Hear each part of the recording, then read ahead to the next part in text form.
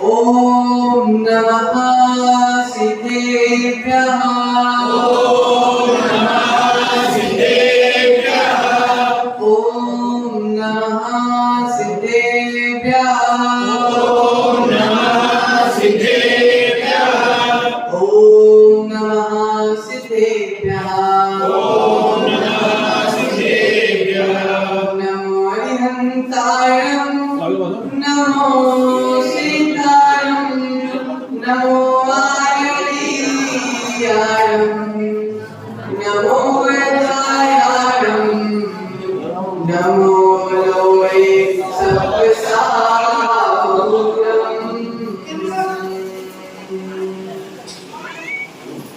वन्दे तु सप्तसिद्धे ब्रह्मचर्यमङ्गलीं पश्ये बोचामि समय पावड़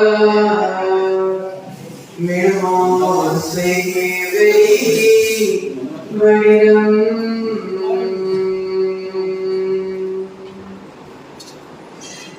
मेरे पवित्र मन में गुरुदेव आओ मैं शास्त्र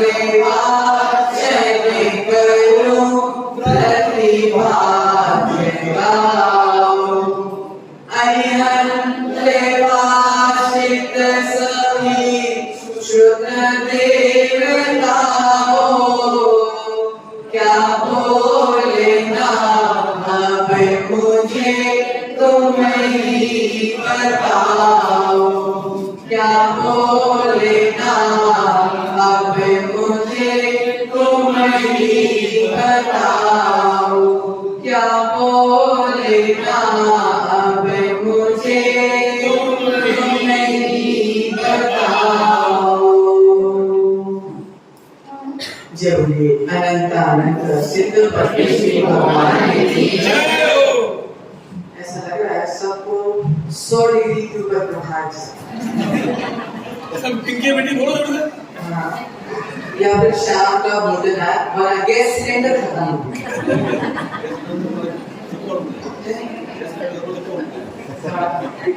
भूखे भी नहीं रह सकते, देवादी भूखे भी नहीं रह सकते और बोले बिना भी नहीं रह सकते। बोलते हैं गिरा बोलते अनादि के संस्कार। जय बोलिए देवादिदेव कलाराज श्याम स्नान बोलिए देवादिदेव कलाराज शीतलनाथ बोलिए देवादिदेव कलाराज शांतिनाथ बोलिए गुरुनाम गुरुदेव आचार्य भगवंत श्री विराज सागर जय बोलिए आचार्य भगवंत श्री विशुद्ध सागर जी जय बोलिए मम दीक्षा गुरुवर आचार्य भगवंत श्री विभव सागर जी अहिंसामय विश्व जय पूज्य श्री सागर जी महाराज की, श्री श्याम सागर जी महाराज की। प्रियात्मन भगवंतों, संसार में मिथ्यात्व के निमित्त तो अनेक मिल जाते हैं, लेकिन सम्यक दर्शन की जो मूल निमित्त है ऐसी मां जिनवाणी ले लीजिए।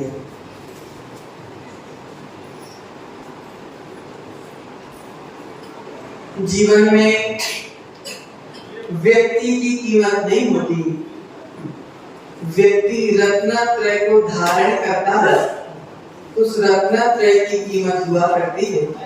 उसे ऐसे रत्नत्रय को देने वाले पूज्य आचार्य भगवत की जय। 12 भावनाओं की चर्चा चल रही थी और 12 भावनाओं का चिंतन चलते चलते कर्मों के आने के द्वार को आश्रव कहते हैं। आश्रय भावना की चर्चा हो चुकी थी। उसके पश्चात कर्मों के आने के द्वार को हमने बंद भी कर दिया। कर्मों के आने के द्वार को हमने पता कर लिया था, कर्मों के आने के द्वार को हमने बंद भी कर दिया था, लेकिन जो कर्म आ चुके हैं अब उसको भगाने का उपचार हमको करना है। अर्थात आज अपन निर्जरा भावना की चर्चा कर रहे हैं। पता है ना बाबा, 2 दिन से पढ़ाया है तो भूल। आज भगवंत कह रहे हैं कि जब हम रोड में गाड़ी के माध्यम से सफर करते हैं तो एक बोर्ड लगा रहता है मनोज भाई, आगे मोड़ है, समझकर गाड़ी चला। मतलब देखा सब क्या लिखा रहता, आगे घाटी है, आगे मोड़ है, समझकर गाड़ी चलाए, सावधानी से गाड़ी चलाए। आज भगवंत निर्जरा भावना के माध्यम से कह रहे हैं कि जिस प्रकार रोड पर मोड़ आते हैं तो हम सावधान हो जाते हैं, उसी प्रकार जीवन में भी अनेक मोड़ आते हैं, उन मोड़ों में भी हमको सावधान होने की आवश्यकता है। प्रियात्मक, मुख से बोलना भाषण कहलाता है। मुख से बोलना भाषण कहलाता है, लेकिन दिल से बोलना प्रवचन कहलाता है। क्या बताओ? मुख से बोलना भाषण है, लेकिन दिल से बोलना प्रवचन। तो अभी अपन क्या सुन रहे हैं?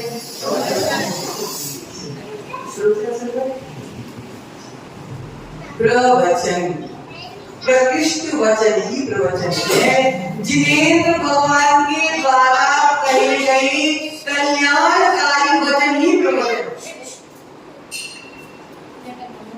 निर्जरा भावना प्रारंभ करते, संवर पूर्वक निर्जरा ही मोक्ष मार्ग में प्रयोजन भूत है। क्या बोला? संवर पूर्वक निर्जरा ही मोक्ष मार्ग में प्रयोजन भूत। कल हमने नाव की कहानी सुनी थी कि नाव में छेद हो गया और पानी भरने लगा। अब छेद में हमने ढक्कन भी लगा दिया। अगर ढक्कन नहीं लगाते और पानी बाहर निकालते जा रहे थे तो पानी वापस भरता जाता। लेकिन जब तक हमने ढक्कन नहीं लगाया, जब तक पानी बाहर निकालने का कोई मतलब नहीं है, तो ढक्कन लगाना संभव था और पानी निकालना निर्जरा। लेकिन पानी कब निकाला? ढक्कन लगाने के बाद। तो वही आचार्य कह रहे हैं, संवर पूर्वक निर्जरा ही मोक्ष मार्ग में प्रयोजन होती। माता पूजा कब से कर रहे हैं आप लोग?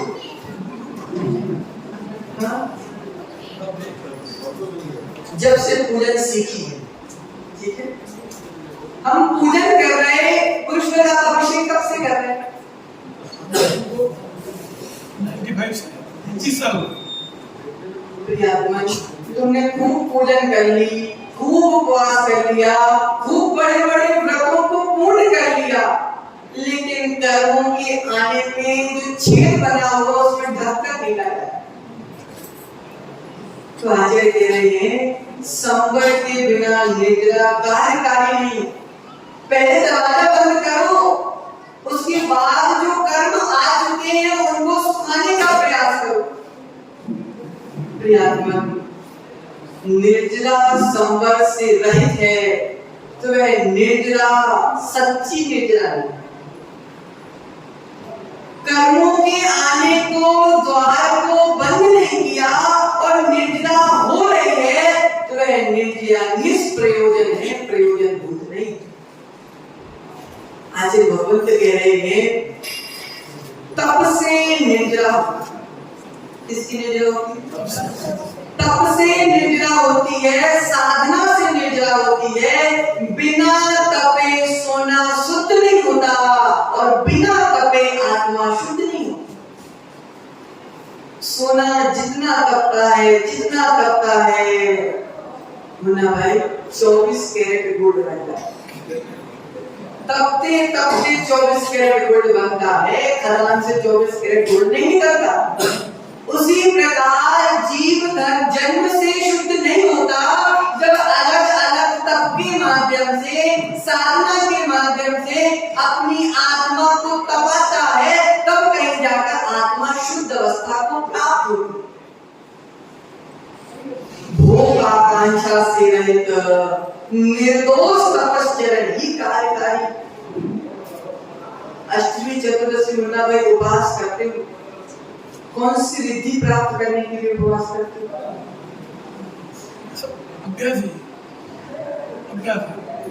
क्योंकि अगर भोग आकांक्षा के माध्यम से तपश्चरण कर रहे हैं तो ऐसे तप से अच्छा तुम 10 टाइम भोजन कर।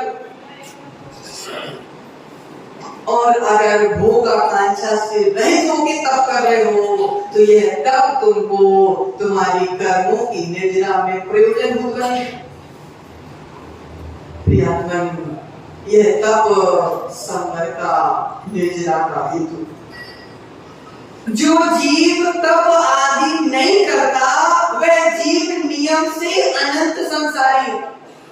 मतलब आचार्य कह रहे हैं तप के माध्यम से कर्मों की निद्रा होती है और कर्मों की निद्रा किए बिना जीव संसार से पार होने वाला नहीं है।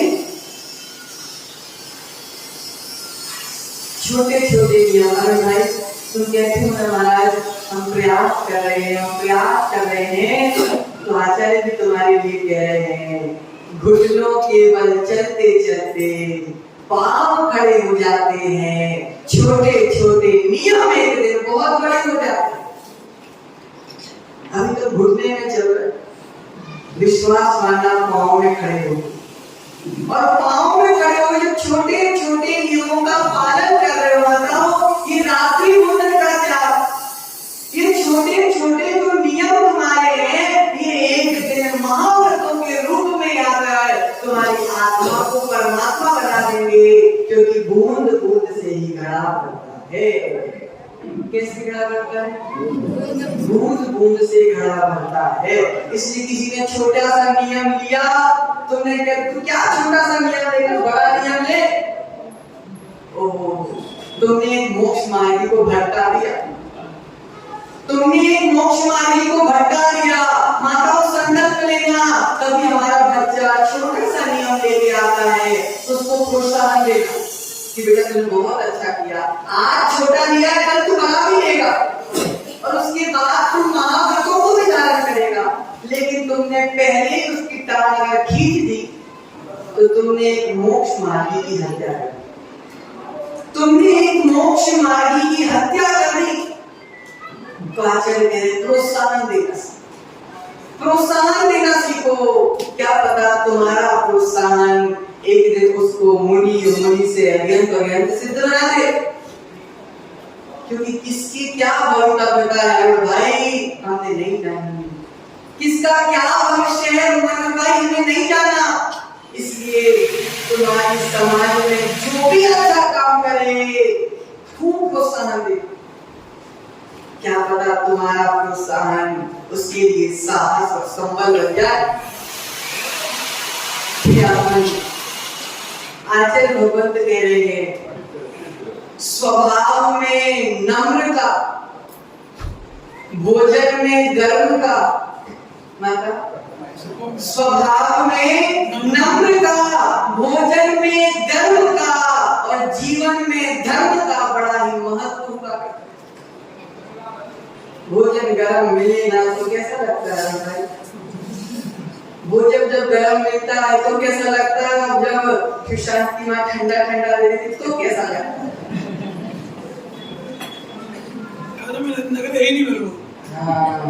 खाने में नकली नहीं है, इसका मतलब है कि भविष्य में बहुत अच्छी महाराज बनोगे। आचार्य कह रहे हैं स्वभाव में नम्रता लाना पड़ेगा, तब कहीं जाकर हमारा संवर होगा, और तब कहीं जाकर संवर के पश्चात हमारी कर्मों की निद्रा। आचार्य भगवत बड़े विशुद्ध विशुद्ध भावों से हमको समझा रहे हैं कि जितने अशुद्ध भावों से हमने कर्मों को बांधा है, जितने अशुद्ध भावों से हमने कर्मों को इकट्ठा किया है, उतने ही विशुद्ध भावों के माध्यम से कर्मों को काटना पड़ेगा। अशुद्धि से कर्मों को बांधा है तो शुद्धि से कर्मों को काटना पड़ेगा। जितनी शक्ति भोगों में लगा रहे हो, अगर उतनी शक्ति तुम अपने शुद्ध भावों को बनाने में लगा दोगे तो तुम संसार के चक्कर में लगाने से बच जाओगे। क्योंकि देखो, उस दिन अपन ने क्या देखा था माताओं, गाड़ी को आगे ले जाओगे तो भी पेट्रोल खर्च, और गाड़ी को पीछे लेके जाओगे तो भी पेट्रोल खर्च। जब आगे ले जाने में पेट्रोल खर्च होना है, पीछे करने में पेट्रोल खर्च होना है, अर्थात आगे और पीछे में दोनों में पेट्रोल खर्च होना है। उसी प्रकार पाप करोगे तो भी शक्ति खर्च होगी, और पुण्य करोगे तो भी शक्ति खर्च होगी। तो दिलीप भाई, शक्ति कहाँ लगाना है? शक्ति तो खर्च हो ही रही है। तो आचार्य कह रहे हैं, जितनी शक्ति भोगों में उड़ा रहे हो, जितनी शक्ति जितनी शक्ति पापों में लगा रहे हो, अगर उतनी शक्ति भगवान के ध्यान में लगा दोगे तो एक दिन तुम भी मनोज से महावीर स्वामी बन जाओगे।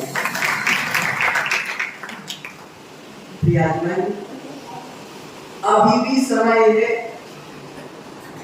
अभी भी समय है, चेत जाओ।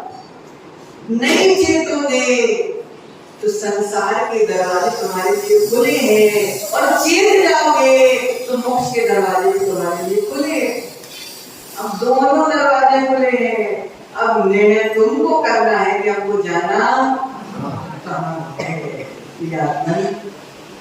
नहीं सुधरोगे माताओं, अगर नहीं सुधरोगी, मायाचारी नहीं छोड़ोगी, अगर स्वामी के प्रति राग नहीं छोड़ोगी, तो छठे काल में जन्म लेना निश्चित है।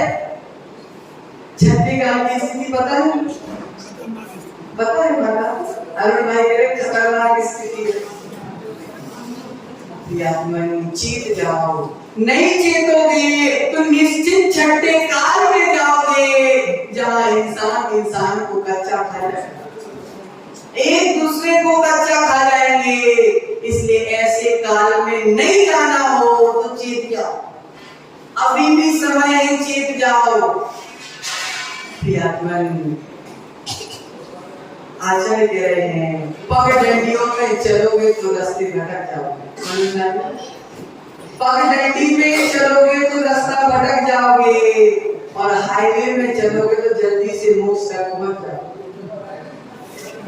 इस संसार के मार्ग सारी पगडंडियां हैं। ये पगडंडियों में ऐसा लगता है कि शॉर्टकट है, लेकिन सबसे बड़ा लॉन्गकट यही पड़ता है कि रास्ता भूल जाओ।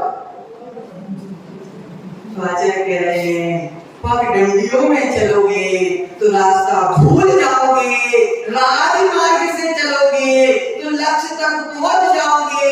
इन संसार की पगडंडियों में चलोगे तो भटक जाओगे, और सम्यक दर्शन ज्ञान चारित रूपी हाईवे में चलोगे तो मोक्ष तक पहुंच जाओगे। अब बताओ हाईवे कौन सा है? सम्यक दर्शन ज्ञान चारित मोक्ष मार्ग। मोक्ष मार्ग से सुपरफास्ट हाईवे कोई सा नहीं है। गाड़ी चलाना है तो हाईवे से चलाओ ना, पगडंडियों में तो चक्का फंस जाएगी बरसात के मौसम में। समझो, आज भगवंत इतने विशुद्ध भावों से सत्याग का बोध कराए हैं कि रिश्ते द्वारों के द्वारा लाया गया सामान तो तुम बांट सकते हो। चलो भाई, तुम कोई सामान नमकीन का पैकेट लेके आए, रिश्तेदारों में बांट कर खा सकते। नमकीन का पैकेट लेके आए हो, रिश्तेदारों में बांट कर खा सकते हो। थोड़ा तुम ले लो, थोड़ा तुम ले लो, थोड़ा तुम ले लो। लेकिन जिनवाणी कह रही है सामान का बंटवारा हो सकता है, लेकिन तुम्हारे पुण्य और पाप का बंटवारा किसी से तुम कर नहीं सकते। तुम्हें सामर्थ्य नहीं है। पुण्य करोगे तो भोगोगे, पाप करोगे तो भोगोगे। अब निर्णय तुम्हारा था, स्वयं को ही भोगना पड़ेगा, स्वयं को ही भोगना पड़ेगा।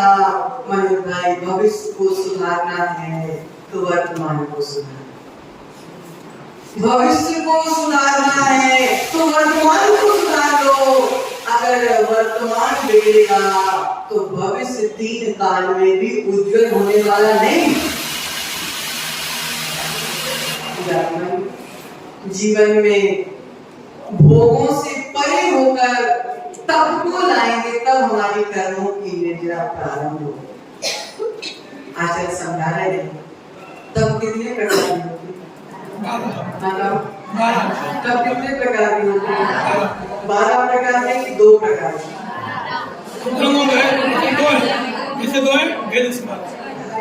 तब के भेद 2 हैं और प्रभेद मिलाकर 12। अंतरंग तप और बहिरंग तप, 6 अंतरंग तप है और 6 बहिरंग तप है। आज अपन प्रत्येक तप के बारे में जानने का प्रयास करेंगे। अभी शुरू में अपन चर्चा कर रहे थे कि मोड़ में समझने की आवश्यकता है। तो जीवन में कितनी जगह मोड़ आते हैं? देखो, पहला मोड़ आता है जब बच्चा 8 साल का होता है। पहला मोड़ कब आता है? 8 साल का। जब बच्चा 8 साल का होता है, उस समय बच्चा समझदार होने लगता है। उस समय माता के पिता के जैसे संस्कार होंगे, बच्चा उस ओर मुड़ जाएगा। और माता पिता के संस्कार नहीं होंगे तो बच्चा भटक जाएगा। तो पहला कहां समझने की आवश्यकता है? जब बच्चा 8 साल का। उसके बाद जब 14 और 16 वर्ष के बीच में दूसरा मोड़ आता है। कब मोड़ आता है? बच्चा बुरी संगति में जाएगा कि अच्छी संगति में जाएगा, दूसरा मोड़ आ गया। अब कहां मुड़ना है निर्णय करना पड़ेगा। फिर तीसरा मोड़ आता है जब बच्चा 21 से 24 वर्ष के बीच में रहता है। अब शादी का समय आ गया, अब पत्नी अच्छी मिलेगी कि बुरी मिलेगी। तीसरा मोड़ आ गया, कौन सी उम्र? 21 से 24 वर्ष। उसके बाद चौथा मोड़ आता है जब स्वयं के बच्चे हो जाते हैं। अब स्वयं के बच्चे हो गए तो पहली बार पिता बने या माता बने, तो बच्चों को संभालना कैसे? चौथा मोड़ आ गया। अब 5वां मोड़ आता है कि अब बच्चे बड़े हो गए, माता पिता छोटे हो गए। कौन सा मोड़ आया? 5वां मोड़ आया। क्या मोड़ आया? क्या बच्चे छोटे हो गए और माता पिता बड़े हो गए। बच्चे बड़े हो गए और माता पिता छोटे हो गए। अब बच्चे माता पिता को बोलना सिखाएंगे। अब इस समय भी समता रखने की आवश्यकता है। अगर भटक जाओगे और समता खो दोगे तो रोटी के लाले पड़ जाएंगे। आ गया समझ में? अगर इस समय में समता खो दोगे और अगर मोड़ आ गया, समझने का समय आ गया, समता अगर खो दी अगर भाई, तो फिर हमारे पास ही आना पड़ेगा। उसके बाद फिर अगला मोड़ आता है जब बच्चों की शादी हो जाती है। अब जिम्मेदारी 2 बच्चे हैं, अब संपत्ति इतनी है, अब कौन मेरी सेवा करेगा? उसको मैं धन संपत्ति दूंगा। इस समय में तो पुत्र को तुमने पकड़ा दी संपत्ति, बाद में तुमको देखेगा भी नहीं, हमारे पुत्र के पास कुछ बचा नहीं, तो भी समझने की आवश्यकता है। फिर अगला मोड़ आया जब बच्चे की भी शादी हो गई।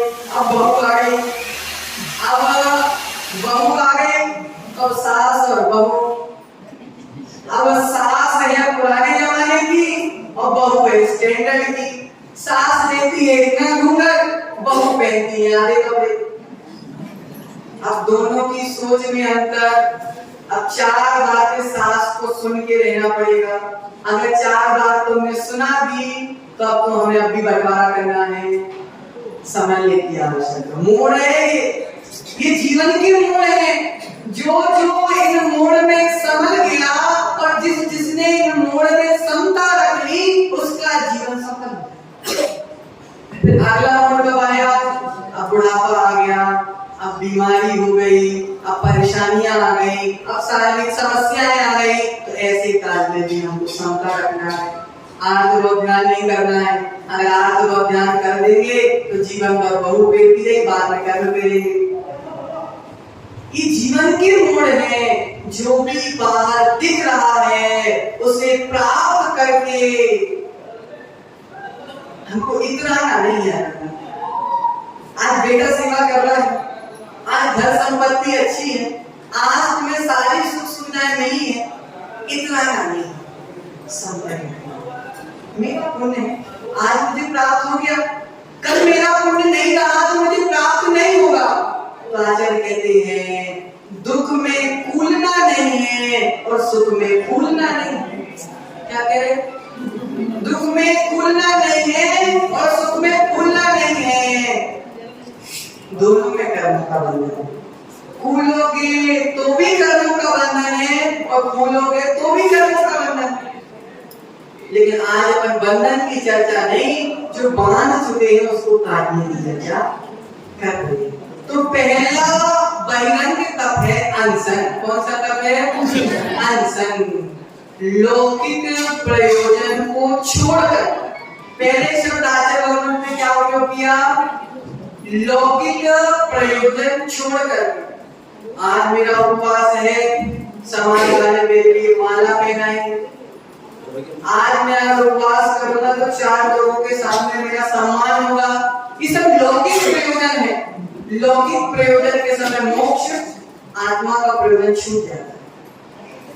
लौकिक प्रयोजन के समय आत्मा का प्रयोजन छूट जाता है और आत्मा जब लक्ष्य होती है तो लौकिक प्रयोजन छूट जाता है।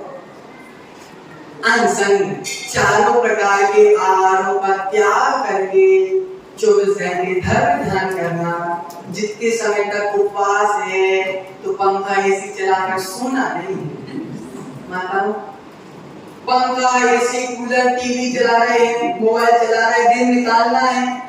दिन निकालने के लिए अगर उपवास कर रहे हो तो माता जिन्होंने बहुत ध्यान से गई माता सुनो, दिन निकालने के लिए उपवास करना है तो मत करो, कोई फल नहीं है। लेकिन अपनी आत्मा से कर्मों को निकालने के लिए उपवास किया जाता है, ना कि दिन निकालने के लिए।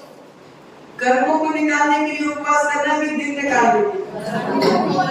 हाँ, तो पहला तप कौन सा हो गया? अनशन। 4 प्रकार के आहारों का त्याग करके आत्मा की साधना करना है जो कर्म निद्रा का हेतु है। दूसरा तप है बहिरंग अवमोधर्य। इसके लिए अपन सामान्य शब्द उपयोग करते हैं पूर्णोदर। क्या शब्द? पूर्णोदर। मतलब 6 रोटी की भूख है तो 4 खाना। क्या? 6 रोटी की भूख है तो 4 खाना। भूख से थोड़े कम आहार करना, ये दूसरा पूर्णोदर नाम है। समझ में आ गया? तीसरा आचार्य कहते तो आचार्य भगवान की नई बात बता रहे हैं। आचार्य भगवान को बता रहे हैं कि आहार करते समय उदर के 4 भाग करो। कितने भाग करो? 4 भाग। 4 भाग में से 2 भाग में ठोस आहार करो, रोटी सब्जी चावल। 2 भाग में ठोस आहार करो, 1 भाग में पेय लिक्विड लो और 1 भाग हवा के लिए खाली रहने दो। इसके लिए खाली रहने दो, हवा के लिए। तो तुमने 4 भाग ठसाठस भर लिए और आए और डर लग के घर लेके घर। प्रमाद को बढ़ाने के लिए ये भोजन प्रयोजनभूत है और साधना को बढ़ाने के लिए भी भोजन प्रयोजनभूत है। इसलिए 2 भाग ठोस आहार, 1 भाग पानी अर्थात लिक्विड और 1 भाग वायु के लिए। और गर्मी के दिनों में 1 भाग ठोस आहार, 2 भाग पानी और 1 भाग वायु। ठीक है? तीसरा बहिरंग तप है वृत्ति परिसंख्यान। कौन सा है?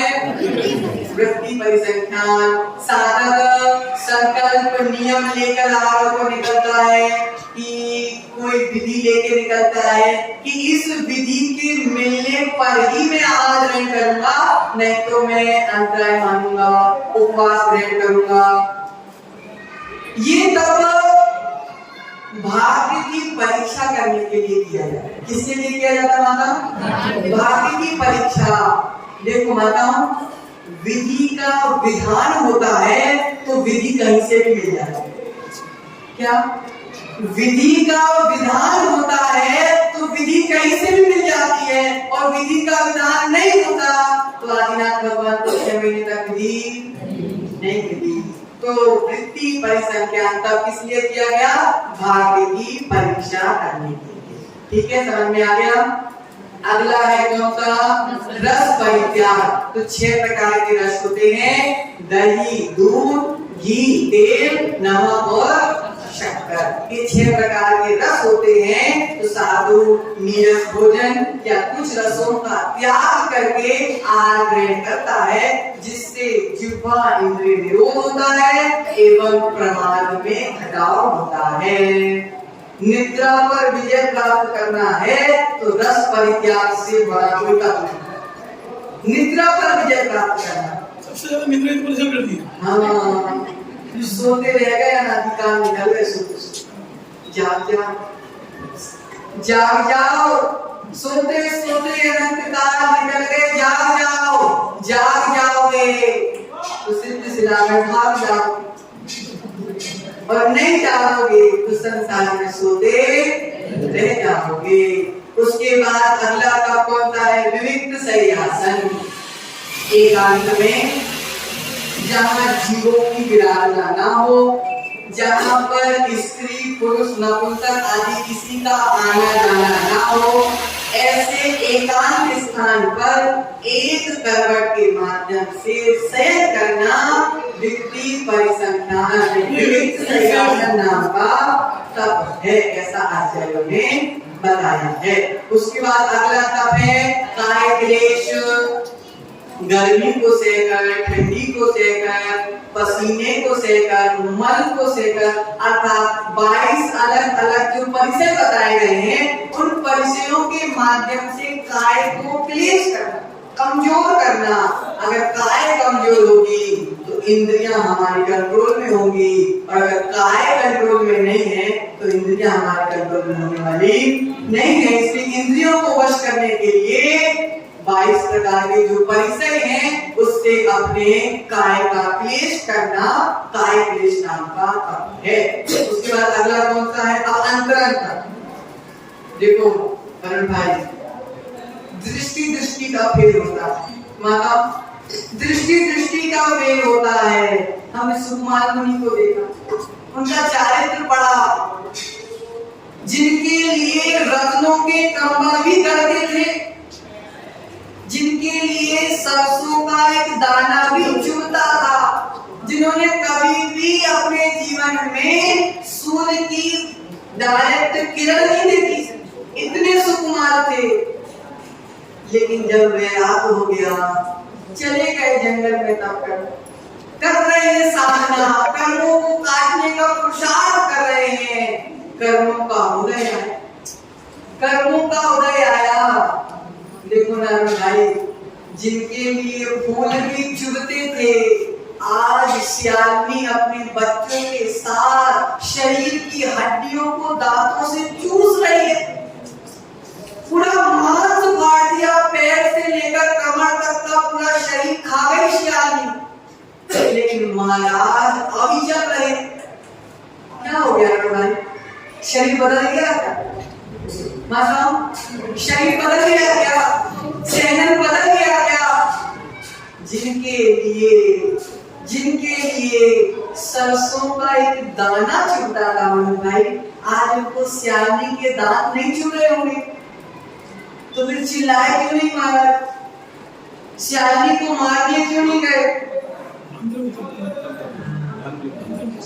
देखो, जब तक मुनिराज की दृष्टि माताओं, जब तक मुनिराज की दृष्टि इस शरीर पर टिकी हुई थी, जब जब तक सरसों का दाना भी चुरा था, लेकिन जब मुनिराज की दृष्टि निज आत्मा के प्रति हो गई, जब श्यामी के दांत भी चुरना बंद हो गए।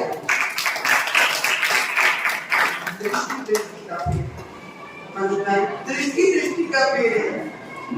देखो आचार्य कह रहे थे, जब कर्म सिद्धांत का बोध हो गया, जब तो श्यामी के दांत भी गड़ना बंद हो गए।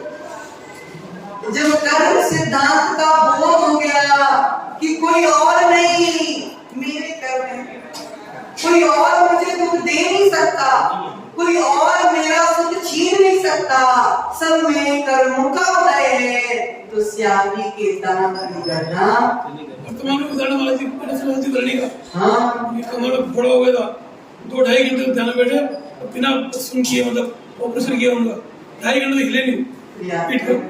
यही तो वर्तमान के अतिशय है, पंचम काल में यही तो अस्तय है कि हीन सेवन के बाद भी जिन्होंने अपने हृदय को हीन नहीं होने दिया, हृदय तो मजबूत रहा। उसी प्रकार आचार्य कह रहे हैं, तालाब पानी को रोक लेता है, तालाब पानी को रोक लेता है और सूरज तालाब को सुखा देता है। गर्मी के दिनों तालाब सूख जाते हैं और नदी थोड़ी बहुत बहती है, पानी तो कम होता है लेकिन बहती है।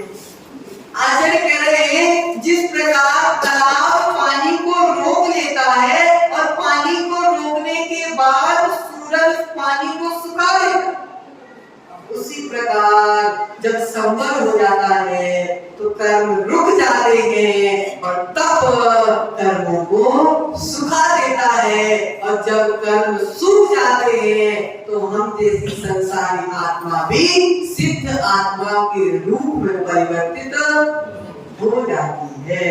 तो ये मैंने क्या जाना, बहिरंग। अब है अंतरंग। पहला अंतरंग तब कौन सा है, प्रायश्चित, प्रमाद के माध्यम से, अज्ञानता के माध्यम से, अपने व्रतों में जो दोष लग गए, अपने व्रतों में जो त्रुटियां हो गई हैं, उसकी क्षमा याचना करना, आत्मनिंदा ग्रह करना, प्रायश्चित नाम का प्रथम अंतरंग तप है। ठीक है, मतलब समझ में आया। दूसरा अंतरंग तप है विनय, पूज्य पुरुषों का, देव शास्त्र गुरु के आदर करना, सम्मान करना, गुणों के प्रति अनुराग करना और उनके गुण मुझ में प्रकट हो जाए ऐसी भावना करना। दूसरा अंतरंग तप है कौन सा, विनय। ठीक है। तीसरा वैराग्य। प्राय भैया लोग ऐसा चिंतन करते हैं, चले चलो महाराज के पास, हाथ पैर दबा के आए, मोबाइल भैया, ठीक है, हाथ पैर दबाना भैया, इसी को भैया व्यक्ति मानते हैं बस। लेकिन आचार्य यहाँ पे समझा रहे हैं कि वैया वृत्ति के अंतर्गत ये भी आता है, लेकिन वैया वृत्ति की एक परिभाषा दी आचार्य ने, साधना में अनुकूलता प्रदान करना ही वैया वृत्ति। क्या सूत्र दिया अशोक भाई, साधना में अनुकूलता प्रदान करना ही वैया वृत्ति। साधु विहार कर रहा है, साधु के हाथ से कमंडल लेके उनके साथ पैदल चलिए, साधु जिस स्थान पर रुका हुआ है उस स्थान पे साधु की साधना के अनुकूल व्यवस्था कर देना, ये भी वैया वृत्ति है। साधु को रहने के लिए वसति का देना, ये भी वैया वृत्ति है। साधु चल के आए हैं, उनकी सेवा कर देना, ये भी वैया वृत्ति है। आदि आदि अनेक तरह की वैया वृत्ति होती है। इसलिए वैया वृत्ति सबसे बड़ा कर्म है, क्योंकि जो जीव वैया वृत्ति करता है वह जीव कभी दुखों से ग्रसित नहीं होता, क्योंकि कर्म सिद्धांत कहता है अशोक भाई, दूसरों के दुख दूर करने वाला स्वयं दुखी नहीं हो सकता, दूसरों के दुखों को दूर करने वाला कभी दुखी नहीं हो सकता। इसीलिए रत्नत्रय के पालन करने में अब ऐसी वैया वृत्ति नहीं, महाराज जी हम 20,000 का तुमको मोबाइल दिला देंगे। ये वैयक्ति में नहीं आए, क्योंकि वो संयम के अनुकूल वस्तु नहीं है। संयम के अनुकूल वस्तु अगर संयम के लिए रत्नत्रय के पालन में अनुकूलता देना है, संयम से नीचे गिरने के लिए अनुकूलता नहीं देना। इसलिए आचार्य कह रहे हैं कि कभी ऐसा होता है तो ऐसी वैयावृत्ति नहीं करना, हमको तो आत्म के अनुरूप वैयावृत्ति करना। ठीक है, फिर वैयावृत्ति के बाद क्या आ गया? स्वाध्याय। स्वाध्याय परम तप, सबसे बड़ा तप और सबसे परम तप है स्वाध्याय। तो आलस का त्याग करके, अब भैया झपकी आ रही है तो भी पुस्तक खुली है, ऐसा नहीं, अभिनय हो रही है जीवानी की। तो क्या कह रहे हैं? आलस का त्याग करके विनय पूर्वक ज्ञान की आराधना करना, प्रभु के द्वारा जिनेंद्र भगवान के द्वारा कही गई वाणी का अध्ययन करना, ये क्या है? स्वाध्याय नाम का तप है। उसके पश्चात अंतिम तप है काय उत्सर्ग, व्युत्सर्ग। काय उत्सर्ग, काय के प्रति ममत्व का त्याग करना काय उत्सर्ग है। अब ऐसा ममत्व का त्याग नहीं, जितने समय तक हम काय उत्सर्ग करेंगे उतने समय तक शरीर के ममत्व का त्याग करना। ये 12 प्रकार के तप हैं और ये तप ही कर्मों की निद्रा के हेतु है। माताओं, माँ के दूध में दूध ही होता है कि और कुछ भी होता है? माँ के दूध में दूध होता है कि नहीं होता? लेकिन आचार्य भगवत तो कह रहे हैं माँ के दूध में दूध नहीं होता।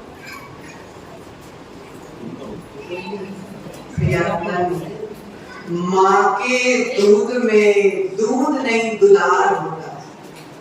माँ के दूध में दुलार होता है। उसी प्रकार आचार्य कह रहे हैं जिनवाणी सुनने से, बताओ, माँ के दूध में दूध नहीं दुलार होता है। उसी प्रकार जिनवाणी सुनने से नुकसान नहीं, जीवन का उद्धार होता है।